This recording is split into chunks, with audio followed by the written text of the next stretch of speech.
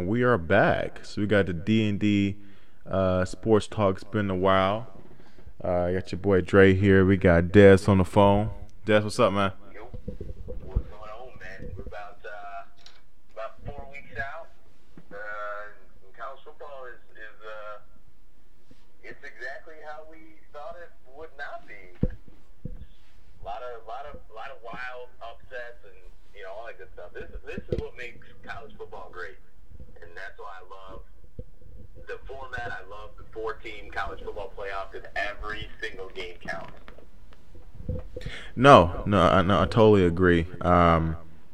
Look, we're going to go into our agenda for the day, but I think back to some of the outlandish takes we had about this college football season, and some were given, some we thought what happened, and they have come to fruition. But yeah, man, we've been off on a couple. Would you like to kind of start off right now? So let's start with the good. So I have two daughters. Oldest is Sydney, who's 11. Youngest is Logan, who's 7. And she watches this show called Nailed It. And it's like a cooking show. It's like they just take, normal everyday people and give them like really tough stuff to make, like cakes and different things like that. And when they're done with it, they like kind of say like nailed it, so they did good. But usually it's always bad. But anyway, that's the name of the show. So we're gonna start with Nailed It. Okay. I'll go first. So my Nailed It is Florida. They look really good right now. They're I think 5 or 6-1 right now, number 11 in the polls, and they're number 1 in the SEC East right now.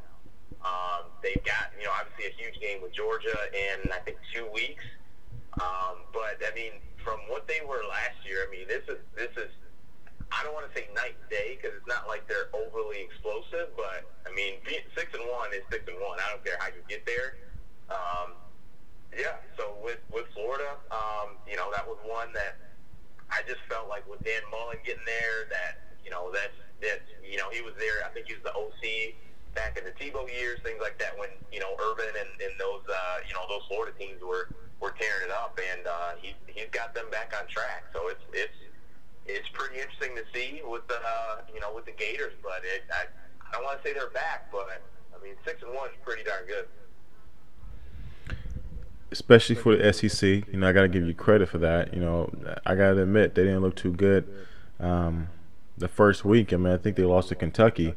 Now, granted, Kentucky has turned out to be a better program and a better team than we thought this year. But I can't lie, and I gave you crap about it. I was like, man, I don't know about Florida, but hey, like you said, Dan Mullen's got that thing humming right now, and I mean, with Georgia going down to LSU, I believe Florida and Georgia are in the same division in the SEC. I think it's the SEC East, if I'm not mistaken. I mean they're in it. LSU has one loss in the SEC, and so does excuse me, not LSU. Georgia, LSU now too. LSU has one loss. No, not LSU. Florida, excuse me. Florida has one loss, and so does Georgia. So who's to say that Florida can't surprise people and get into the SEC championship? And we still get rolled by Bama, but hey, they'll take what they can get. My Nailed It is I told you. I gotta be honest, man. I didn't nail a lot, but what I did tell you is, and granted, it remains to be seen, but if you will level with me, the first part of my take is coming true. I told you if Michigan beats Wisconsin, because remember, and I was totally wrong here. Wisconsin was my pick to win the Big Ten this year. If Michigan beats Wisconsin, then I believe they will go on to the Big Ten title and win everything, and get to the college football playoffs. So far, Wisconsin sucks. It's unfair. Yeah, you're right. You're right. You're right. And that's college football. Like they lost to BYU, but once again, that was a road game. You're going from, the Midwest, Wisconsin to Utah. I mean, so it's granted, Utah or BYU is not the greatest team, known to man, but that's Dude. tough. That's a tough road game. Dude, was it at BYU? I think it was at Camp Randall. I think it was at Camp Randall, man. Is that home? It was at home. They lost at Camp Randall. Yeah. No. Wisconsin is a case where their quarterback play. Normally, they're not hurt by their quarterback play because their defense is so solid, and they're able to control, have a decent offense with their running game. Now, Jonathan Taylor still is the best running back to me in college football, but he has not had the production, mostly due to the fact that offensive line, rather, even though they're still decent, they're not as imposing and dominating as they normally are. So Wisconsin's not able to rack up 150 plus rushing yards like they normally are in the last few years. And yeah. Wisconsin and LSU are the same team, just different places geographically. They're solid programs year in, year out. They get the good O-lines. They get the good run games. The defense is solid every year, and they just can never get a quarterback that can get it done consistently. Except for Russell Wilson. I never seen LSU with Russell Wilson, though. Come on now. Well, but also, too, that was 1 year. You know what I mean? He was a grad transfer, and, that, good Lord, we're talking, what was that, 2011? 10 or 11, one of those years. Yeah, we're talking, 7, 8 years now. So, and since then, they really haven't had a guy even close to that. Russell Wilson was a great college quarterback for that year, but they haven't had anything remotely close to that. Hornibrook's been there he's a junior now, I think. He's been there 3 years, something like that. Yeah. Before that, they just have, unfortunately, they have forgettable quarterbacks. Yeah. And I'll also say I do respect the comparison you made, but also LSU's defense is on another level than Wisconsin. But I understand what you're trying to get at here. I'll lower the scale a little bit for the Big Ten, but yes, I see what you're saying. All right, well, yeah, you know what? To be quite honest, I don't think I nailed anything. I think it remains to be seen for me. Because part of it, look, I had State and Wisconsin as the two best teams. Well, I had State going to the Big Ten title to play against Wisconsin, and I had Wisconsin beating State. Now, we got to see what happens this weekend with Michigan and State. Michigan and Michigan State playing against each other. But right now, look, both of those teams are, to me, below Ohio State and Michigan. So we'll see.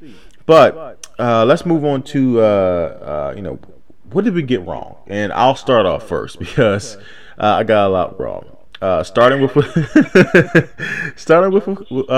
Wisconsin. Like I said, they were the team I thought that were going to shock everybody by finally getting over the hump, getting that number 4 seed in a playoff. And I thought because they would dominate the Big Ten West. I believe it's the West, dominate the Big Ten West, and whoever they play in the Big Ten title game, that this will be the year with Jonathan Taylor coming into his sophomore year, Hornibrook being an experienced quarterback into his third year, that it will all come together for him, and that just hasn't been the case. So my big whiff was on Wisconsin. I got them totally wrong. Well, I won't say totally wrong because, and correct me if I'm wrong, they still have a shot at getting to the Big Ten title game. Yeah, they do. I just don't. Even if they get there, throw the ball. You still got to roll the ball out. And look, anything can happen in a given game. But I don't see, based on what I saw Saturday night versus Michigan, if that Wisconsin team goes against that Michigan team or Ohio State or even Penn State or MSU, they got a lot of issues. So it's gonna be ugly. So, but I was giving you, some I appreciate it, buddy. But you know what? It's okay to. I messed that one up. So I took a big swing for it. I thought I was going to have the hottest take of them all, but it was pretty cold. Well, yours is not nearly as If you recall, we had talked, and I said it might be, we'll see, but I had a lot of faith in Chip Kelly and his play calling and what he could do offensively for UCLA, and it has been a disaster from start to finish. I mean, they haven't won a game yet. They may not win a game this year. I mean, that's the crazy reality. They may not win a game this year. So that part is crazy. I mean, I'm not ready to abandon Chip Kelly 100%, but I was just way off on just what they were going to do this year. I think part of it is, their starting quarterback got hurt. I know it's Wilton Spade, and you hate him because of what he did at Michigan, but nonetheless, you can pick any team in the country. If their starter goes down, they're a different team. You know what I mean? Except for Ohio State. That is what it is.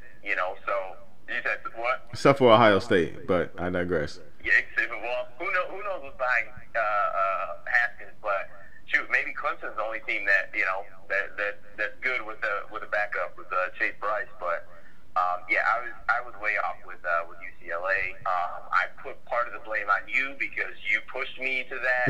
So I'm not solely responsible for that. So anyway, I was the first to bring it up. I was the first to bring it up, and you thought I was crazy. And then my skill and persuasion was able to get you enticed enough to take them as your hot take for surprise team. And look, man, I don't think that take will age well over time. I do believe Chip Kelly will get that program going the right direction. Like I said, I love geographically the advantage that he can have. He's already recruited tons of West Coast kids before. He knows that conference is always offense, not a lot of defense. Granted, Oregon actually has a pretty good defense this year, but for the most part, I do believe UCLA will be, under Chip Kelly, will get to where it needs to be. Just not this year.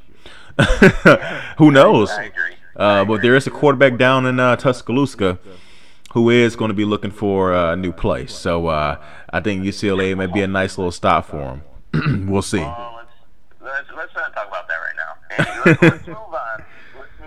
I don't want to talk about that as a damn thing. I don't even. Hey man, you can't have them all though. You can't just hold things like a treasure chest, bro. You can't just keep all the goods. You gotta let some go when they ain't being used. Come on now. Like I said, we're moving on. Okay. So go ahead. College football playoff 2.0. Ugh. This is our first one. I believe in our first one I had Bama, Clemson, Ohio State, or Penn State, and West Virginia.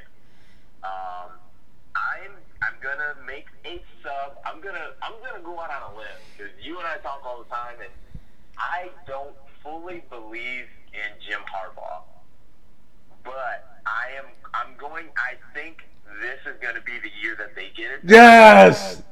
And that they get to. It's just, to me, Wisconsin was a big game, and typically in the big games, Harbaugh has not done well as a play caller. He has not done well as far as making adjustments in those big games, and he's not done well as far as putting his players in the best position to win. But that Wisconsin game was a big game. I don't care what you think of Wisconsin, that was a big game. And the way that Michigan looked, especially play calling, was different than any play calling game I've ever seen from him since he's been at Michigan. So I'm gonna take Ohio State out because I think Michigan is going to get it done. Looking at it now, midway through the season, I think they're going to get it done. So really, I only had one change. So instead of Bama, Clemson, Ohio State, West Virginia, I'm going Bama, Clemson, Michigan, West Virginia. I still think West Virginia, I know they have a loss, but the Big 12 is kind of funky because they don't have division. It's just the top two teams go to the Big 12 championship. Wait a minute. Look.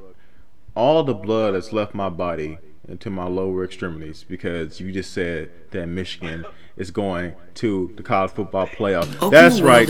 Michigan is going to the college football playoff. Excuse me. Whoa. Listen here. Don't get too excited. because you might end up as the 4 seed playing the number 1 seed. So just as much as you say, Michigan State went and, they got beat 38-0. I mean, you say you would rather, you said for a minute you'd rather not have gone. I said, hold on a second. 38-0. You said that for a minute.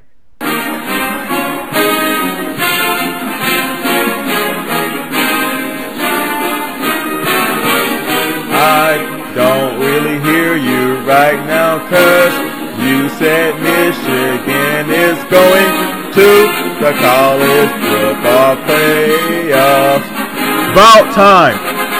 All right. That's why Paul Feinbaum doesn't like Michigan fans or stuff like that. You're not even listening to what I'm saying. I don't care. Feinbaum gets on you guys. You should see my face right now. I'm so happy you said that. All right, I give you the floor is yours. I'm sorry. Go ahead. Okay, so you make it to the football playoff and you get beat 41-0. What's gonna happen? How are you gonna feel then? Who we getting beat by? Roll Tide, roll. All right, yeah. Who else beats people 41-0, 38-0? Oh, I'm sorry. I apologize. You're right. I'm sorry. I don't have a quarterback who literally has like 6 incompletions of the year. I'm sorry. Anyway, I was on West Virginia when you were talking all that bullshit. But yes, so the Big 12 is different. They're just the top 2 teams in the conference go. So they don't have any divisions or anything. So West Virginia, they still do have their last 4 games is a gauntlet, but I believe in Will Grier. I think he is a really good quarterback. He's experienced. He's the real deal. So I think West Virginia beats Oklahoma to get to the Big 12 final game. And I don't know if they're going to play Texas. Who knows? But I just think West Don't sleep on Tom Herman. Gets in. Don't you? And I also think Notre Dame. I think they fall. I think they have a slip-up game. Maybe USC. I don't know. But I don't think Notre Dame gets it. I don't think they win out. Interesting. Okay. Well, I got a couple surprises. I picked Bama. Bama's going to stay in. I'm going with the University of Michigan getting it done this year. I think that Ohio State has more question marks than they've had in a couple years. Look, Dwayne Haskins may be the best quarterback, pure quarterback, that Urban Meyer has had. But look, they can't run a ball not nearly as effectively as they have in the past. And more importantly, man, for a program that constantly pumps out, defensive backs and secondary players are going to the first round, their pass defense has been really, really suspect this year. I mean, they've been getting lit up, and that's not just not mine, but me saying that. That's people that I know that are saying that. My fiance's family is Ohio State fans, and they have a lot of concerns about their pass defense. Hell, my manager, my boss, is a Ohio State fan, and he has the same issues. So, same concerns. Sorry to hear that. Yeah, no, man, it's all around me. I can't get away from it. Too much red, too much scarlet. By the way, what kind of football program we're at Scarlet? But I digress. Anyway, yeah. It's the color of power, but I don't know about Scarlet. Oh gosh, oh please, more like the corrupt color, but. You can't really talk. You guys wear yellow, man. Come on. That's maize. Get it right. It's maize, not yellow. Like corn, right? yeah, like corn. No, but look, like I said, I believe that this is the year that I think Harbaugh takes care of business on Saturday, and I think that program and Khakis goes into the horseshoe and shocks everybody and pulls it out, and goes on to the Big Ten title game and beats Wisconsin or Northwestern or whoever you want to throw in there. Yeah, and I think he gets it done and gets to the playoff. And I think the second team, this may surprise you, but they're on the upswing is Oregon. I thought the win over Washington was huge. I'm taking Oregon over Stanford. I don't see anybody else that stands in their way. That's my surprise. That's my sleeper pick to get in there. Here's going to be your issue with Oregon. Okay. Is even if they win out, their out-of-conference schedule is laughable at best.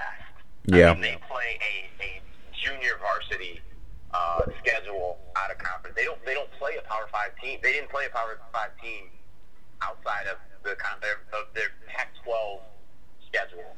So I think they're going to run into the same issue that Washington had that year, to where they just didn't play anybody. And that's the scary part when you don't. It's fine if you don't play anybody if you win out. If you have a loss and you don't play anybody, then you run into issues. Because that's, the big talk with Alabama is, well, they don't play anybody. Well, if you win out, it doesn't matter. But if you have a slip up, then you're fighting that uphill battle of, hindsight's always 20/20. So I think that's where Oregon's going to have their biggest issue. Because I think right now, they're 6-1. I think they might be ranked like number 17 right now. I mean, they've got a long way to go. Granted, we've got a good 6-7 weeks left of the season, but they have a long way to go. And all of a sudden, the Washington win doesn't look so great either. So I think that's where Oregon's going to have a bit of an uphill climb to try to get to number 4. Okay. I get your point. I'm not going to argue with you. Quickly, before we jump to NFL, other stuff, I'm pretty much going to give you my Heisman Trophy winner.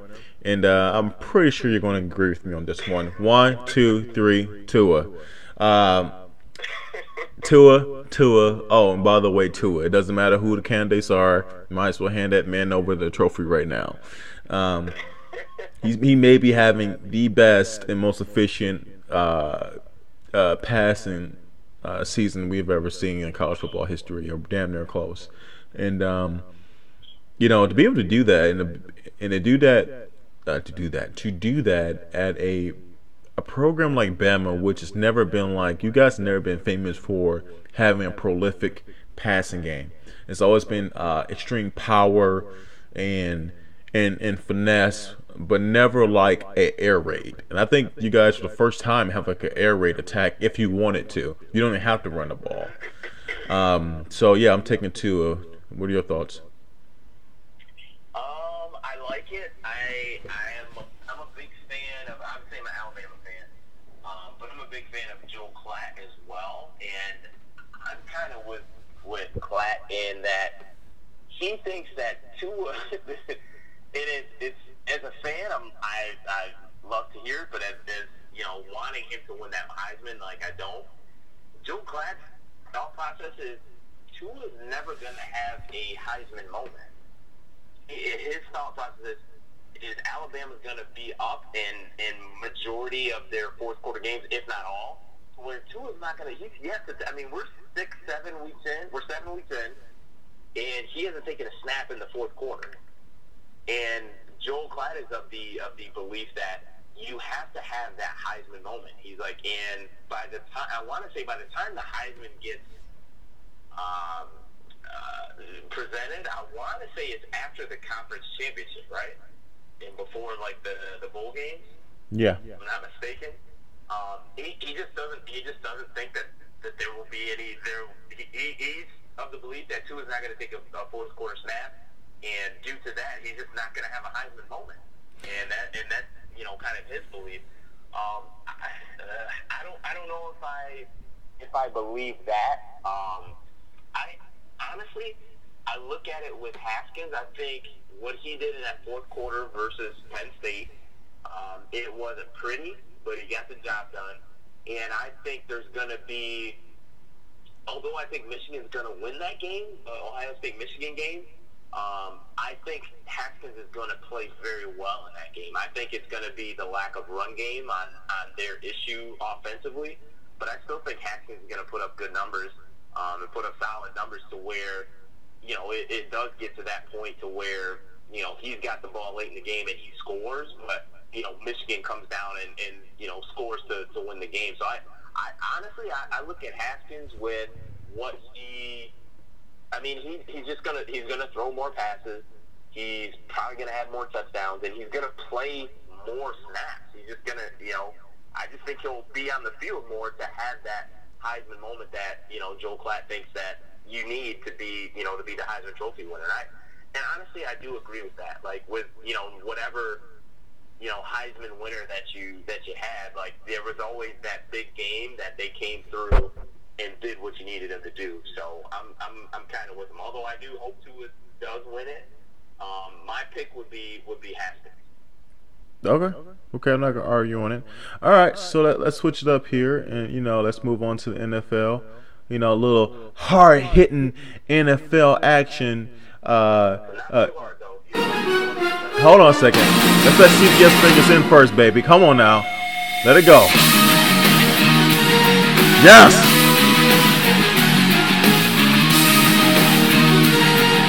Dot dot dot. Okay.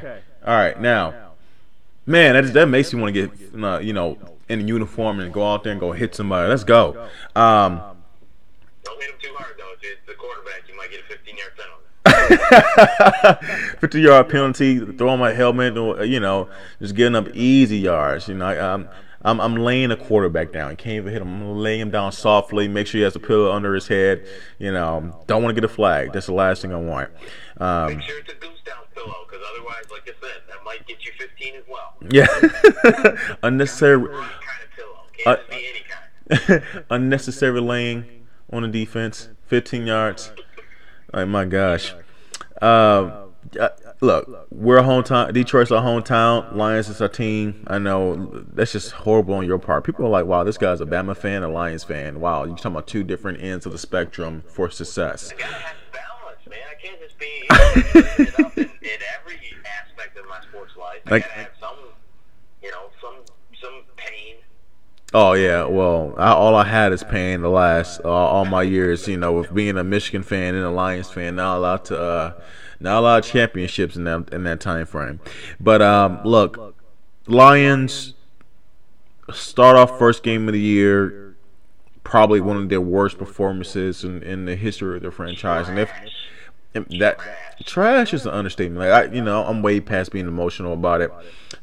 So they go out against the Jets, have maybe one of their worst games. Second week, San Francisco played a little better, but still they were down 30 to 13 in the fourth quarter, lose that game. But then they bounced back with some kind of, A+ game versus the Patriots, in which they're hitting on all cylinders. They had an Yeah. anomaly. That was the Patriots game, was an anomaly. Yeah, I mean, you could say that. But then again, look what New England has done. They seem to have turned the corner. So, and I think one thing that was underrated about that game is that it wasn't the entire reason why they played so well, but definitely Matt Patricia being familiar with that team. I honestly believe had a lot to do with defensively, not really offensively, but defensively, while they were so effective. He had some kind of game plan in place and watching them for years. And they play well. Fast forward to the Dallas game, they play a tight game, but still falter in the fourth quarter. Come back before the bye week and beat Green Bay in pretty convincing fashion as well. So they're 2-3. They are actually last in the NFC North, but one game behind first. What are your thoughts on where the Lions are, and if they're back from the dead or not? I don't want to, as excited as I am of where they are right now, starting 0-2, and since then being 2-1. I'm excited that they are where they are, because they could have easily just gone in the tank and just packed it in. Look, I can't say that we're better than Minnesota. I can't say we're better than Green Bay or Chicago. But when you look at it in a vacuum, singularly focused, we're 1-0 in the division. That's all you can really. I mean, starting 0-2, that's all you can ask for. Is we're undefeated in the division, and at this point right now, we control our own destiny. Now there's a lot of football to be played. I think in retrospect, even only 5 games in, losing to the 49ers and losing to Dallas, those are 2 NFC losses that, by the time we come down to week 15 and 16, those could be detrimental and could be catastrophic by that time. But it is what it is. Here we are.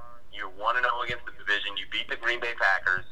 I don't want to say they're back from the dead, but I guess I will say. I was gonna say, I don't want to say they're back from the dead, but they're sure alive. So I guess that is back from the dead. So yeah, I mean they are. You got a game on the road against Miami. With Brock I don't know Osweiler what's gonna starting, happen there, Brock but bleeping Osweiler is the start. Osweiler is the starting quarterback. There will be no Ryan Tannehill. He's hurt. You well, go on the no, but road. I'm not sure Tannehill was anything to be afraid of anyway. But at the same time, Jimmy Garoppolo has zero weapons, and somehow Matt Breida or whatever the dude's name is rushes for 100 something, 200 yards. Like Lions are just so weird. You just don't know what to expect. They're hard to read. Yeah, is Carryon going to get enough carries? Dude's averaging 6 yards a carry, but only gets 9 touches in the game. Like so, so what? Who knows? On I a don't know what's positive going to note, happen. now hold on a second. Now, on a positive note, the made of plastic player he is, Ziggy Ansah is back practicing with the Lions. Now, watch. He's been practicing all week. Comes out on Sunday. Zero to me. No, watch this. He's back in practice all week. All of a sudden, right before kickoff, that injury report pops up on the screen. Out for the Lions. Surprise out for today. Ziggy Ansah, shoulder. Like, wow. What just happened? No, but Ziggy's back, and also TJ Lang. I'm hoping TJ's ready to play. Honestly, man, I want to win, but I think that was like his 6th concussion. I hope he's ready to come back. This is just a game. TJ, he seems like a nice guy. And you gotta be careful, when you've had that many concussions. So, but I'm sure if he's practicing, they've kind of vetted him out. Hopefully he's ready to go. But you get your starting DN back. I know how you feel about Ziggy. You get your starting DN back. You get your starting guard back. You've had health a whole week off. Look, there's no excuse why. Look, see if you agree with me on this. Your team seems to be getting healthy. Yes, you lost Jamal Agnew, but you can replace him temporarily. Your team is relatively healthy. You're coming off a bye week. You have at Miami and then home against Seattle. Both teams are not very good. Why shouldn't you be 4-3 after these next 2 weeks? Because your play caller goes back to his conservative and predictable ways. Yeah. That is literally going to be the only reason why we're not 4-3 after the next 2 weeks. It's going to be first down run, second down run, third down pass. That is the Achilles heel of our offense.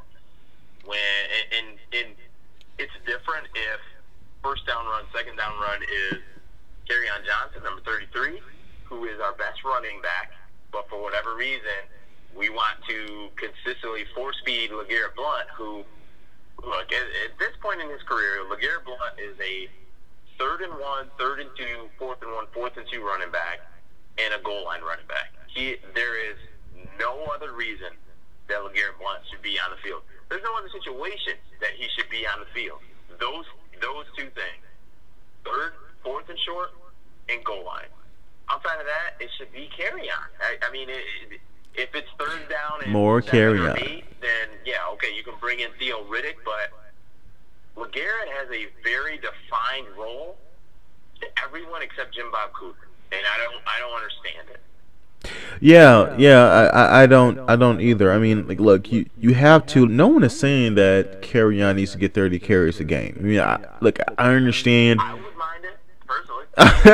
I know, but I think in terms of, I think they also see his frame too. Maybe needs to bulk up a little bit so he can handle the strain of being a bell cow. I don't know if he's physically matured enough yet where he's there.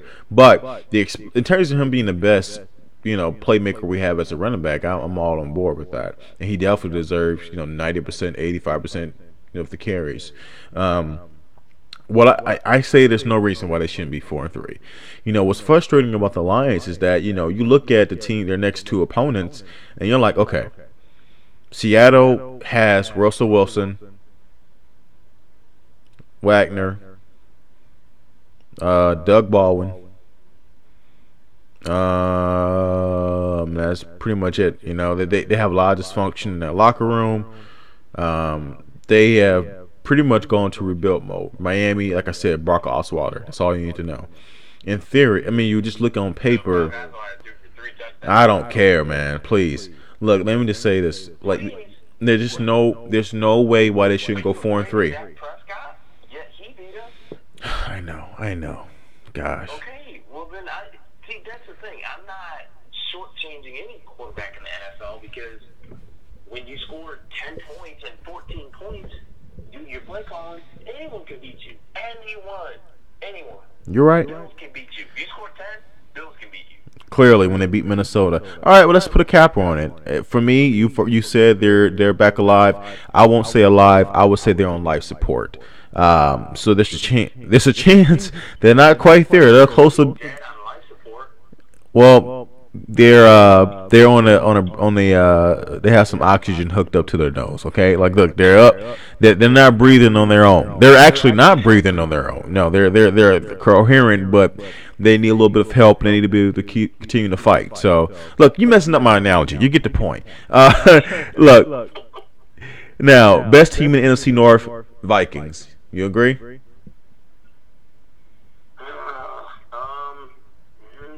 Oh, Bears? Oh, you on the Bears train now? I'm not on the train. I just see, granted, Khalil tweaked his ankle or something like that last game, but Trubisky's strides that he's making is I mean, it's scary, man. It's scary. Granted, I don't remember, was that Tampa Bay that he threw 6 touchdowns? Tampa Bay's trash, but I get your point. But it's still on NFL defense. That's the tough part. You still got Joe McCoy, on that D-line. Like, their defense, granted, I know collectively and that team may not be great, but there are some guys on that defense. And to me, it's more of the total package. Trubisky is solid. And if he gets hot, you're in trouble. But at the same time, you've got Jordan Howard. You've got Tariq Cohen. You've got Trey Burton at tight end. You've got Kevin White at receiver. You've got Allen Robinson at receiver. Defensively, you got Khalil Mack. You got Eddie Jackson. You got they have Akeem Hicks. I just think I think Chicago's gonna be that team, and I think getting Khalil Mack in that locker room, I think supercharged that team, and I think they have the belief now that they can beat anybody. Where last year, or even during training camp before that trade happened, I don't think they had that belief. I think they have that now, and that's scary. Where to me, the Minnesota locker room is looking like, well, we just got this big time free agent quarterback, and we're kind of like the same, if not worse than what we were. I think close to the same. A better team. Yeah. But when you look at the record, you know what I mean? It's yeah. Like, man, we did better with Case. Like, what's going on? No, more or less, I think it's about the same. I think they're better, but their overall record's the same. And from Chicago's perspective, I mean, what could be a better sign or vote of confidence and vote of support when as players, your management brings in a player that signals, hey, we believe in you guys. We believe you guys are ready to win now. That was this. I think when they brought Khalil Mack in, that was a sign saying, hey guys, we're going for this. We believe this is going to be a nice group that you guys have what it takes. Look, if you're a franchise that's years away with not enough pieces, you're not making that trade. You only make that trade when you feel like you got a chance to win something, and that's exactly what the Bears did. And so I do believe it's galvanized that locker room. Let me ask you this. So, based on what you see now, in terms of who's going to play in the Super Bowl, coming out the NFC and AFC, I have the New England Patriots versus the LA Rams. I think you're close, but no cigar. You're close. I think that, number one, that game that just happened on Monday night, I think is going to have a huge effect on late this year games. So that Chiefs-Patriots game, I think Pat Mahomes I think it's going to be, the AFC Championship is going to be Chiefs-Pats, and I think Mahomes is going to take that next step. And I think it's going to be Chiefs-Rams in the Super Bowl, and I think the Rams are going to win it. I don't think anyone's close to the Rams. No. Because not only do they have a similar offense to the Chiefs in regards to explosiveness and scoring points, but their defense is light years ahead of Kansas City and anyone else. Like, there's no other team that can score points the way the Rams can and can play defense. Like, the Rams can beat you 48-0 on just rolling out of bed. They're that good. It's crazy. McVay has got that thing together, but I outside of a major injury, I think it's the Rams, and I don't even think it's close. Yeah. I can see why you would say the Chiefs, and I also believe the Pats will play the Chiefs in the AFC Championship. I just believe that Mahomes will have some kind of growing pain. Look, he's not going to go through this whole year just diming on everybody. He will have a clunker somewhere here, and I believe it's going to come at the biggest moment. I think it'll happen regular season, though. No, I don't. I don't think it'll happen when it's do or die. Then that's where we defer, because I believe that it's going to happen in the playoffs. I think the regular season is going to be too easy for him, and I believe in the playoff game when things slow down a little bit, not slow down, they get faster. That margin of error gets smaller. I do believe he may not have a terrible game, but he may struggle a little bit. Struggle to make those. Maybe it's a crucial drive against the Patriots that he needs to make, that he falters. That's just my perspective. It's totally guessing, but that's just what I believe.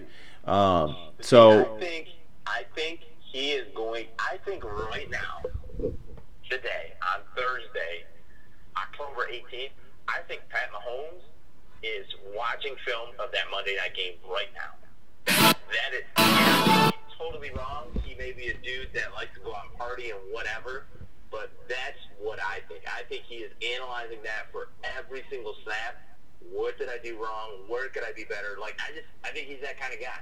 Like I said, I could be 100% wrong, but I think him losing that game on Monday is going to motivate him to have the Patriots in his sights for this year, and especially when playoffs come. I just have a feeling. I don't know. I might be wrong and way off and a swing and a miss and a big whiff, and that's fine, but I just feel that way.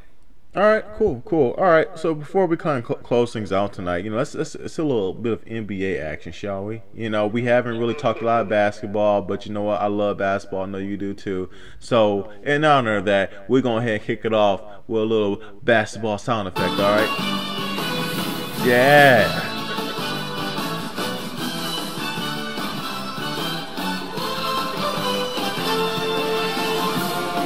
All right. So we'll keep it pretty brief and quick. We're actually going to probably, guys, if you're listening out there, probably make some separate videos of basketball. I think basketball deserves its own time. We could really dive into it.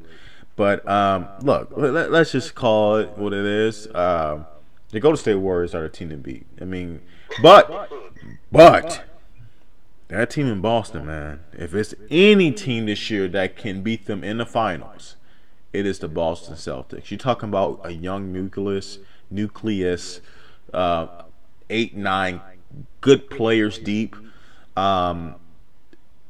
which reminds me a lot of the Celtics. No, maybe the Celtics don't have the Hall of Famers right now that the Warriors have, but you know what? Maybe they're deeper than the Warriors. Maybe this is the first team that may be deeper overall than the Warriors. You're talking about not only good players, but good young players, young fresh legs that can withstand the playing at a high level throughout the entire NBA season and playoffs. So, look, right now I'm taking the Warriors to go for the three-peat, but the Celtics are right there. I think you are vastly underplaying the man Wardell Curry. He's got this incredible knack for that dagger three-pointer, and I get it. The Celtics may be deeper, but here's what I do know is that what the heck do pick a Hamptons 5 or whatever. Yeah. You can pick the Eastern Conference All-Stars, and they couldn't touch the Hamptons 5. Couldn't touch them. And here's where I'll give Kerr some credit, is when they start that second half and that third quarter, they're out for blood. On the flip side is, I think Mark Jackson could have done possibly the same thing, but anyway, we're not going to get into that right now. That's a conversation for another day. Yeah, we're going to that one day. That's a conversation for another day. But I think that the pieces that they have off the bench with Livingston, Iggy, and I mean, you got to think too. Like, I mean, their guys are young. Clay's relatively young. Jordan Bell. Young. Those guys can play a lot of minutes, and I get it. Like Rozier and all those guys are really young, but it just when you get into the Oracle, man, that is a whole nother ball game, and I get it. Boston Gardens and all that. Like, yes, that is tough as well, but I feel like if we get down to the finals, like whatever, if we say game 1 in the Garden and game 1 in Oracle are going to be two different atmospheres. And it may be close, but Oracle, they understand how much of an impact they have on the game. Those fans you think the Garden doesn't? The Garden is... I'm not saying that. But here's what I'm saying. On a scale of 1 to 10, I'm saying the Garden's at a 9, and I'm saying the Oracle's at a 10. Yeah. That's what I'm saying. Whereas they just get it that little bit more.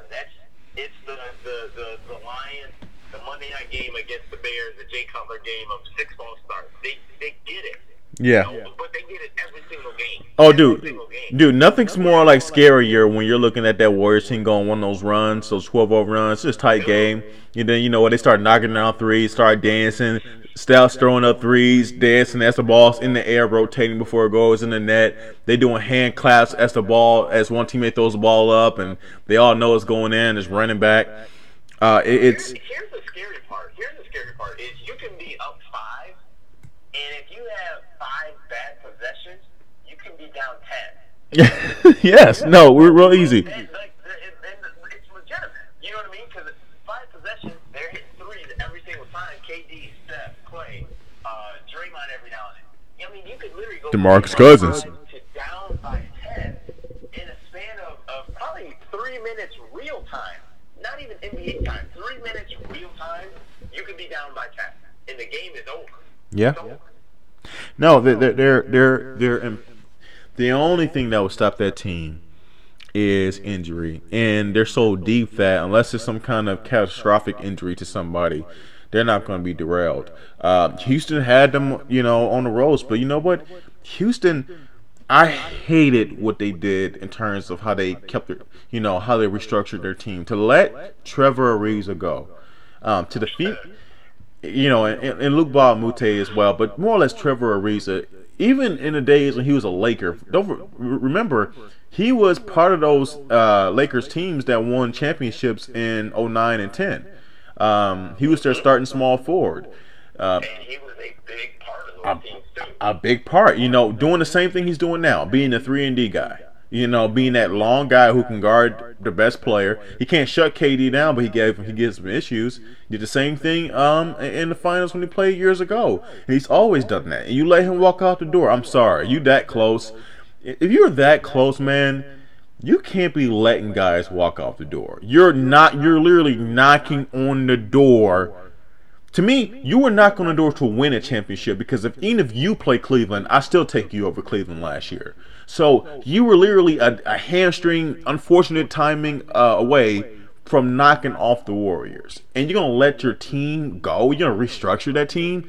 They had your team was fine the way it was. You just had injury issues. And then you let one of your most valuable players go, and you bring in Melo. Now, me and you defer Melo. I like Melo. He just doesn't fit. He's past his prime for this era of the NBA with ISO ball. But you totally are now devoid of any defense. You are terrible now. And you think with that defensive effort against the Pelicans, which I do believe is a good team, maybe the best player in the league or second best, Anthony Davis. But still, man, that was very surprising to see what happened.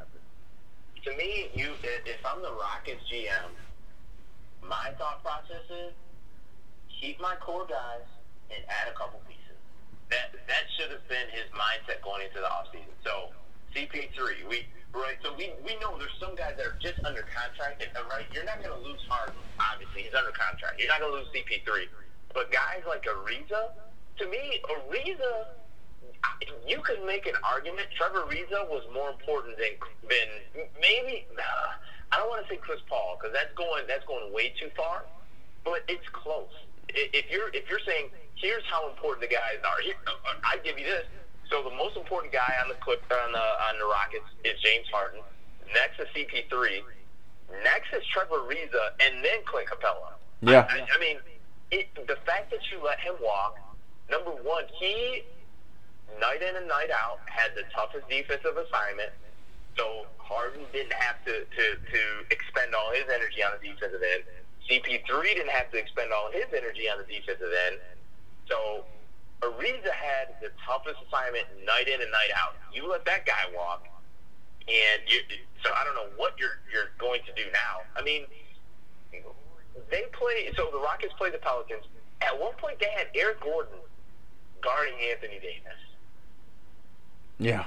Eric Gordon was guarding Anthony Davis. I know. I mean, Eric Gordon is what, 6'5"? Oh, maybe? 6'2". I think he's like 6'3". He's 6'3", but he's closer to 6'2". No, it's ridiculous, man. And you know, PJ Tucker will be another guy, but he's like 6'4". You know, like it. I mean, that's foolishness to me. The Rockets, and yes, we differ vastly on Carmelo. As a man, I respect him. Is what it is. But if we're talking solely basketball, he's a loser. Yeah. He is a loser because the only thing to me, and I might be totally wrong, and I don't get him, quote unquote, get him. But the only thing he cares about is getting paid because he had plenty of times in New York where he did not have to get signed a huge deal. And I'm sure it's tough to walk away from a lot of money and all that. But what it showed me was, look, when you got to New York, it was clear that they were not trying to build a championship team around you. They just weren't. They weren't. They were like, hey, we got a marquee free agent, so we're just going to roll Melo and the rest of the guys out there, and we're good to go. I mean, and to me, for Melo, it was just like okay, cool, yeah. But, you know, I'm the star. This is cool. Like, I'll do this for a couple years. Like, it just, there was no passion of winning. You could say all you want about LeBron and, he joined a super team. He wanted to win. And I never saw that with Melo. The fact that he, got traded to OKC and he's laughing about a bench role, like, dude, you should be lucky that OKC wanted to even trade for you. Like, what do you bring to the table? Yeah. You're not an elite scorer anymore. You're not. Yeah. Like, you're an above average scorer, but you're not an elite scorer. You know what an elite scorer looks like? Look in Golden State, number 35. That's an elite scorer. You are way past that. You're not even close. There's a difference between because all the greats are arrogant. That's part of what it takes to be that great. But my biggest indictment is not the arrogance, it's the lack of awareness. Okay, yes, Melo, for years I will argue you were the best. Kobe Bryant said the toughest matchup he ever had to guard was Tracy McGrady and Carmelo Anthony, because how big and strong Carmelo is. No, just hear me out. Really care about just hear me out. I know you don't. Let me just. I think 1 second. All I think of those little articles that those guys do with the Players Tribune and all that, I think they're just trying to gas up their friends. Is Kobe Bryant the type of guy that would gas somebody up? I don't think so. I think if Kobe gives you a compliment, then he means it. If Kobe gives you a compliment, I think it's pretty genuine. But I get your point. Finishing my point. Look, Melo is one of the best scorers in the history of the NBA. But like my biggest indictment, dude, you need to stop. You need to stop it, man. You're talking about a dude who had in his prime all the offensive skill sets maxed out, post game, mid range three. How many scoring championships did he win? How many scoring titles did he win? Jesus Christ! I mean, yes, he had. Yes, he. You can't say he's one of the best scorers all time in the NBA if he hasn't won scoring titles. Okay. I mean, that's legitimately a I get direct it. correlation. I get it. You don't like Carmelo Anthony. That's Fine. not what I'm saying. Yes, you are. How many? I'm asking you. How many scoring titles has he won? How many scoring titles do players win from Bama? I'll wait. Okay. What does that have to do with anything? No, no. Hey, by the way, Colin Sexton looked like he playing pretty well in Cleveland. But anyway, um, It's look. Alabama. No, but the Beast of the East. We got about 5 minutes left. But the Beast of the East. Gotta go with Boston. Second, I'm not even going to say it's Philly. I'm going with Toronto with the claw, Kawhi Leonard. Third, Philly, and 4 through 8. You can juggle in between. We can argue that all day. Even though I do believe the best overall player in the East is Giannis, but that's just me. So maybe Milwaukee at 4. So the Beast of the East, Boston, close second, Toronto Raptors. And since from a local flavor, we gotta throw a little local flavor in there. I do believe my Pistons will make the playoffs. Probably get destroyed, absolutely decimated by the Boston Celtics in the first round. Who's gonna make it over? I don't want to talk about that. No, they're not. Reggie Jackson is our point guard. Reggie Jackson. Reggie wouldn't be that bad if he can play defense, man. But he doesn't play. Okay, I hate when Here's my thing. How old is Reggie Jackson? 28. If he ain't playing defense now, he ain't never gonna play it. I know that. No. I'm not saying he can. Then don't say if he can play. He's not gonna play defense. It's the same with Drummond. How old is Andre Drummond? 24. And he's in the league how long? 7 years? No, you know what? He's 25. He's been in the league 7 years. If he ain't elite on defense now, he ain't gonna be elite on defense. To me, defense is literally, and people can argue with me till the cows come home. Defense in the NBA is just about effort. If you want to play defense, you will. If you don't, you won't. And it's that simple. Reggie Jackson doesn't want to play defense. He thinks he's too good for it, and he's just offensively good enough that he doesn't have to do that. And he's wrong. But he's not going to play defense. Andre Drummond got paid big money bucks, all that. And when his contract was up, I felt like the Pistons did have to pay him. So I don't want to crust him on that. They were totally wrong.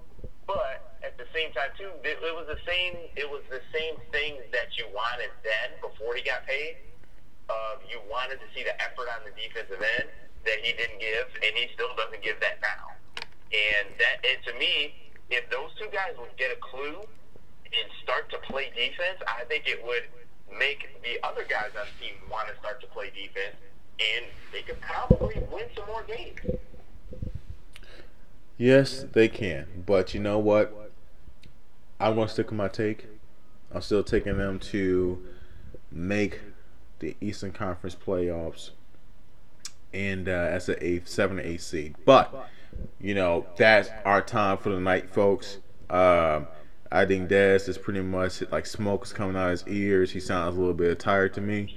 I hate the Pistons because it's so. We'll work on him, buddy. It drives me nuts. But you know what? We've been doing a disservice. Before we go, we've been doing a disservice to our listeners out there, or our hope to be listeners. We've been slipping in the last few weeks, and we will continue. We will get better at being more consistent.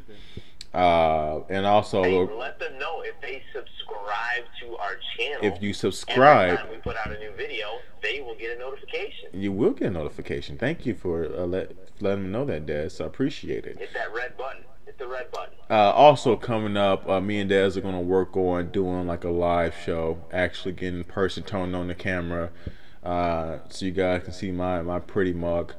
It's like, and being able to actually do it in person. Actually, do that in there. Yeah. Nice little toss in there, huh? And actually get some more shows in here, man. We're going to be a lot more consistent. So appreciate you guys' time tonight. You guys have a good night. Roll Tide. Go Blue.